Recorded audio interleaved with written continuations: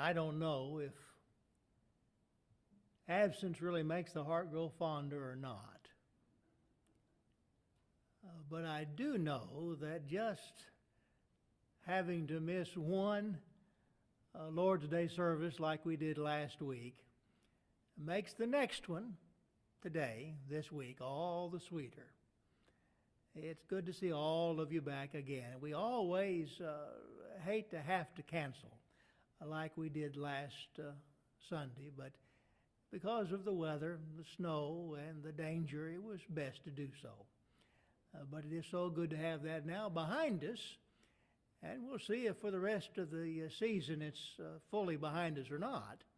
But regardless, it's good to be here with you today and worship. If you're visiting with us, please know we're so happy to have you with us. If you're watching online, we're glad to have you a part of this service in that way. I'll remind you again, we have online our Bible classes on Sunday morning, our Sunday morning service, and also the Sunday evening service. And these are archived as well. And so we look forward to seeing you any way we can, as often as we can, and hopefully as much as we can in person, like we're together this morning. We just read together a fascinating passage which is often, at the first of it anyway, paraphrased to say, "Do unto others as you would have them do unto you." But we went ahead and read the next couple of verses as well.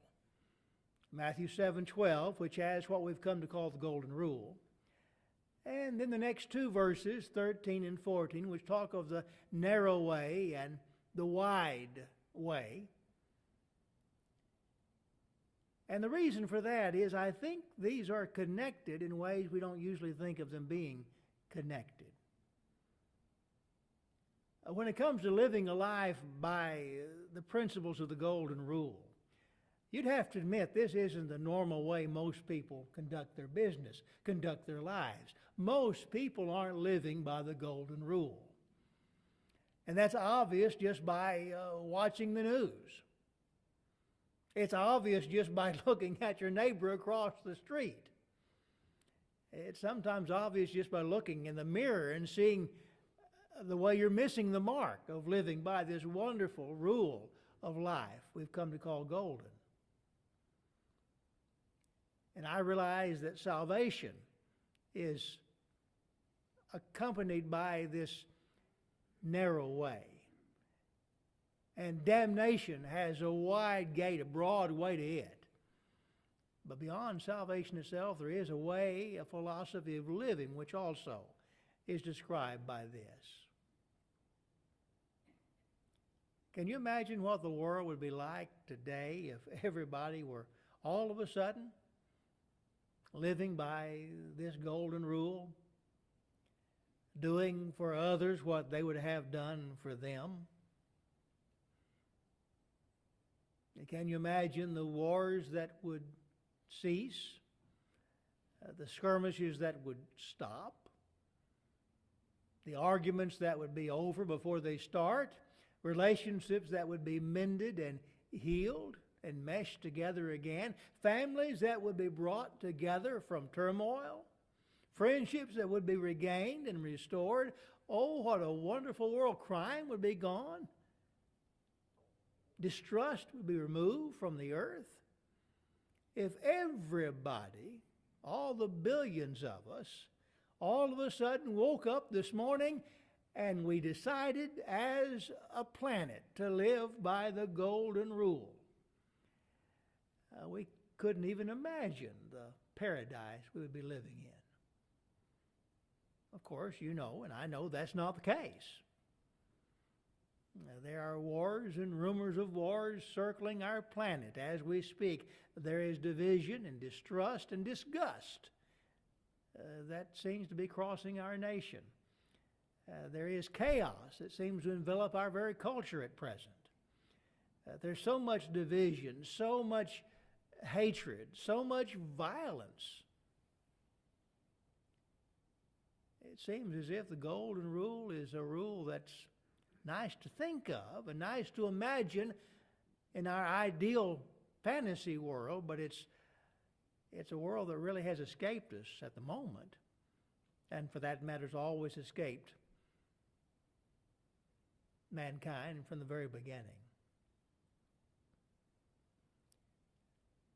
You might remember an interesting story that Jesus tells that illustrates this and other ideas of life that aren't quite as pristine as this golden rule is. The story he tells in Luke chapter 10 of the Good Samaritan. A story which Jesus tells in answer to a question. And oftentimes he would be asked a question, and rather than just give a verbal, rote, academic answer, he will flesh out the answer in a story that makes the answer so vivid, so vibrant, you can't miss it. Even if you want to miss it, you can't miss it. And the question comes to him about the law. And it's given to Jesus by a teacher, an expert in the law. And Jesus asked him, well, what do you believe about this greatest part, the greatest commandment? What's most important of the law? And he says what Jesus will say. Love the Lord your God with all your heart. Love your neighbor as yourself. And Jesus tells him, you've said well. But then the lawyer has opened, he believes, a door up for Jesus to walk through and be trapped when he asks the next question. Now remember, Jesus has agreed that it's important that we love our neighbor as we love ourselves. So here's the question. Who is my neighbor? Now we're getting down into the weeds, the nitty-gritty, the nuance of the law. Oh, who's my neighbor? After all, if I have to love this person as I love myself, I want to narrow the field as best I can and as small as I possibly can. So who's my neighbor? Or perhaps the question he's really asking is, who's not? And from the perspective of the one asking, it would seem here's an unanswerable question. Because whatever you say, there'll be something that can be said on the other side. Something that will undo what has just been given by way of response. So who's my neighbor? And here is where Jesus tells a story we've come to know as the story of the Good Samaritan. And you've heard it, you know it. Most everybody knows the story. A man is traveling from Jerusalem to Jericho. It's a road fraught then with so much violence and so much robbery along the way. It was a road you don't want to be on by yourself, especially after dark. But here he was on the road, and he's overtaken by robbers. And they strip him and beat him and leave him half dead. They make a mess of him. And there he is, the man who's on the road, now beaten and stripped and almost to expire, laying alongside the road, and along comes a priest, a person who is known far and wide as one who is pious, believes himself to be righteous, of course, doing God's work in God's world as best he possibly can. He is that means by which those here on earth can offer their sacrifices to the God of heaven. A priest walks by, and he does not stop. Even though the man is right there on the side of the road dying, he doesn't stop. He walks by, and these are Jesus' words, on the other side. A Levite, a man of the tribe from which the priests come, himself also by means of who he is and from whence he's come, is somebody that should know what God wants, what God expects, what God desires, what God demands. He is on that same road, and the man who's been beaten and is dying is lying there still, and he sees the man, and he walks by on the other side and keeps walking. In stark contrast to the priest and the Levite, who were known by the Jewish people as devout and pious and righteous and good. You've got a Samaritan,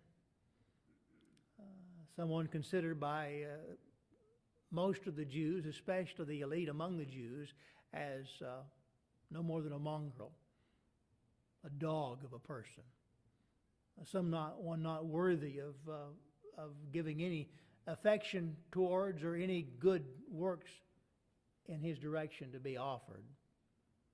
A Samaritan walks by and sees the same situation. The situation the priest has walked by and not seen, though he's seen it. A situation the Levite has noticed but really has acted as if he hasn't, and he's walked by. The Samaritan sees the same thing and he stops. And he goes over and binds up the wounds, pours oil upon the wounds, takes the man in on his own animal to an innkeeper where more help can be given the man. And he offers for this stranger he doesn't know, whom he's never met. He offers the innkeeper money to pay for him to get better. And he says, if there's any further money needed when I come back, I'll pay you for that. And after telling this interesting story in Luke 10, answering the question, who's my neighbor? Jesus then puts the question back upon this expert in the law. He throws the question back, but changes it just enough to make all the difference. Remember, the question at first was, who is my neighbor? And now Jesus, having told the story of the robbers and the man and the priest, the Levite, and the Samaritan, he then asked the question, who then was neighbor to him who was beaten? Who was neighbor? And the expert in the law, now it doesn't say this, but you have to imagine from the context of the scenario that he says this next grudgingly. Because after all, his answer is not the Samaritan. There's the answer. The Samaritan. He can't say that because he hates the Samaritans. And he can't say the priest and Levi because that'd be untruthful. It's obvious they're not. He can't say the robbers. Who then was neighbor to him who was beaten? And so the answer comes, honestly, and I believe somewhat grudgingly, he who showed mercy on him. To which Jesus simply says, go and do likewise.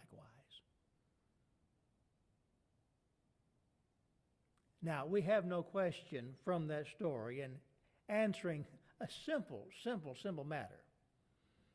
A question of who is following the golden rule.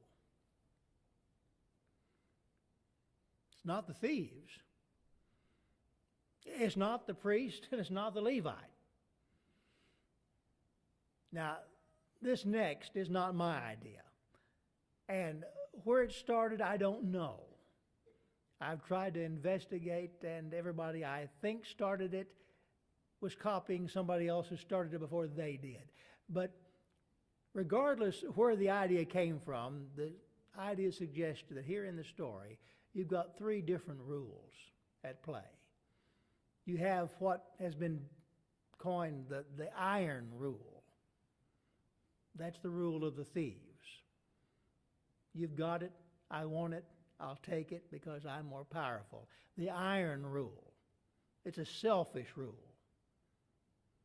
You've got the silver rule, which was one that Socrates was kind of known for. It's a rule which is almost the golden, but not quite. It says you don't do to someone else what you would not want done to you. It's the rule which occupies most of the thinking of most people who aren't criminals, who aren't fiendish and violent and taking what's not theirs, but they go through life saying, well, I have never done any harm to you because I wouldn't want you doing any harm to me. Live and let live.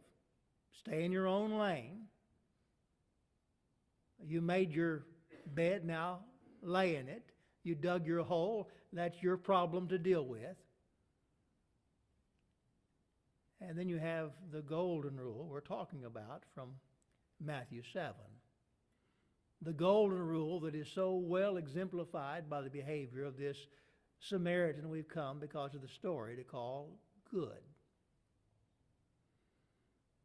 And as you look at these three rules together, you can really see the world in which we live right now. You have a lot of people, but in terms of the population, a minority of people who are intent on living by the iron rule, like these robbers, these thieves were. Now, the media will blast things and pump things up and promote ideas as if to suggest most people live this way. Most people don't. Most people aren't Christians. Most people don't live by Christ's teachings. Most people don't follow the golden rule, but most people aren't robbers and thieves and violent people. It just seems that way because of publicity. But there still are people like that, and always have been. They're the bullies in school when you were young. There are those who don't care who they hurt in climbing up the ladder of success later. There are those, many of them, who occupy our prisons and find their situations before judges over and over and over again because they live by this iron rule: if I can do it and if I can get away with it, I'm going to. If it's yours and I want it, I'll take it from you, by hook or by crook. Because after all, it's dog eat dog. It's survival of the fittest. Most people don't live that way, but there are those who do. And I think every one of us would agree, wouldn't we? That's not the kind of world we want to live in, where everybody follows the iron rule. If I were to ask you, as I did a while ago about the golden rule, if I were to ask you, what if the whole world woke up this morning and all of us lived by the iron rule? What would happen next? Now, you might be inclined to say, well, you have just what we have now. No, that's what the media wants you to think. That's not true. If everybody lived that way, we would thin the herd real quickly. We'd have more murders in one day than we've ever had before. Nobody would be safe anywhere. Period. If everybody lived by the iron rule, nothing but chaos and death would encircle our globe immediately. And I'm thankful our world is not dominated by those living by this iron rule. But now we move to the silver rule. The idea that suggests, I won't harm you because I wouldn't want you to harm me. And I would say this is where most of the world occupies themselves, with the silver rule. Most of the people you consider neighborly, who are civil to other people, who don't necessarily go out of their way to help anybody, but they would never hurt purposely anyone else, live by this silver rule, which, oddly enough, as wonderful as it sounds on the surface, falls apart as a rule when you get it in a real life situation like this one that Jesus talks about in his story in Luke 10. He paints this real life scenario of a priest and Levi who are living this very rule. I can imagine them as both of them crossed by on the other side, thinking to themselves, I wouldn't have done that to the man. I would never do that. In fact, I can imagine them saying like the Pharisee in Luke chapter 18, Lord, I'm thankful I'm not like the robbers that robbed that man. I'm so thankful I'm not like the one who did this to him, although he probably had it coming. He's a Samaritan after all. I've got nothing against it having happened to him, but I certainly wouldn't have done it. That's a rule which sounds good until it's actually practiced, and you then expand that over a world. And if I were to ask you, what would the world look like if most people lived by the silver rule?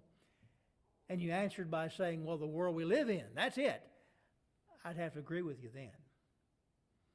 That is the world most of us live in. And that's the very reason Christ has called those of us following him to live lives on a higher plane. That's why this road leading to everlasting life is narrow.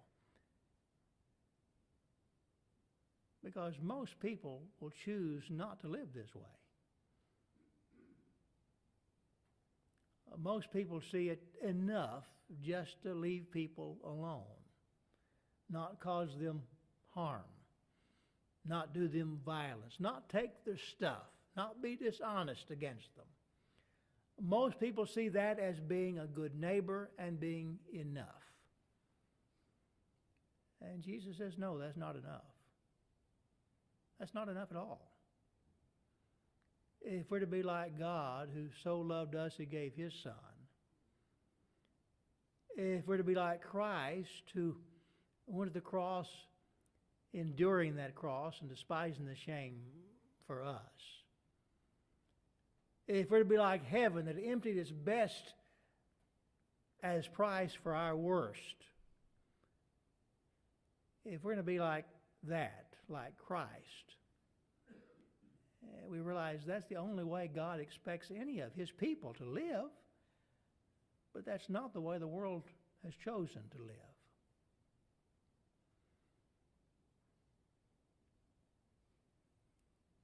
A kindred question to these others is this one.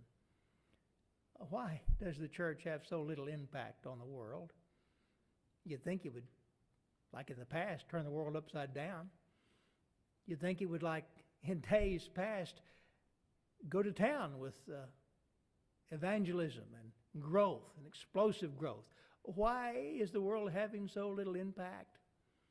And there's a number of reasons for that. A lack of zealous evangelism, perhaps a lack of really believing the truth ourselves and teaching it as we should, a lack of insisting on truth being taught. But underlying all of that foundationally is this. The reason we're not making a bigger impact is because the world, I hate to say this, but it's true, the world sees very little difference in the way it lives and the way we live. Oh, we talk different words and use different language, and we have different things we do in worship. To the point of being, in their minds, from their perspective, a bit quaint, if not peculiar. But when it comes right down to the way we treat people, the kindness we show, the Christ-likeness we show, the world looks at themselves in the mirror and looks at us coming to our church services, and they say to themselves, I just don't see a difference. Now, I'm not indicting all of us. I still think there are those of the Lord's body that are insistent and believing in and give their best. I know many of us do. We try our best to live like Christ in a world that doesn't. But I can't hide my head in the sand. I do know in many cases this is true. The world doesn't see a big difference. Because so many of us, we don't live by the iron rule. We really don't live by the golden rule. But we're comfortable in living by this silver rule. Now,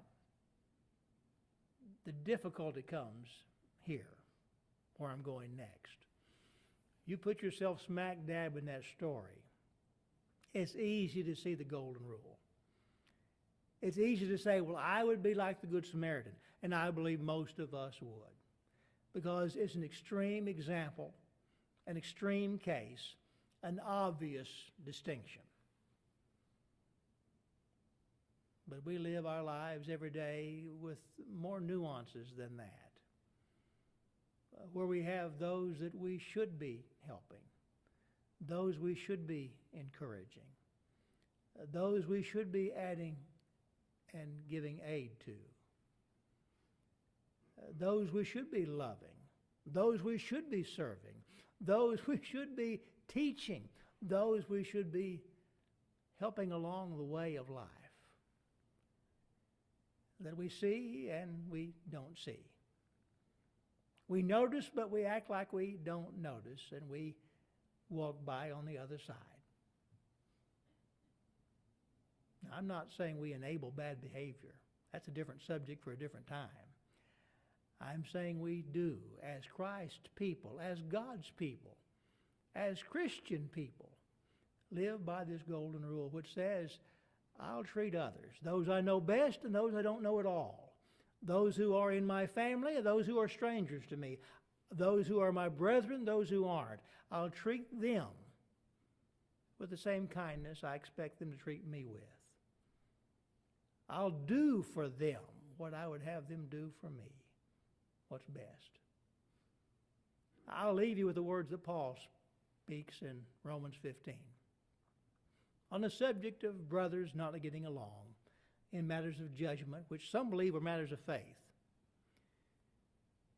He says, let those of us who are strong bear with the scruples of those who are weak, and not to please ourselves. He says, let every one of us please his neighbor for his good, to edification, even as Christ pleased not himself. You see, in the cross, you have the golden rule playing out. And we are, as Christ's people, to be living as Christ did and following his example. The golden rule is not the easiest one, but it's the best one and the only one that makes sense for a better world.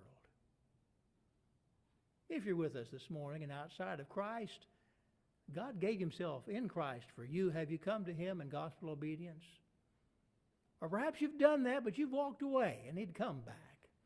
If you need to come this morning, come now as together we stand and sing.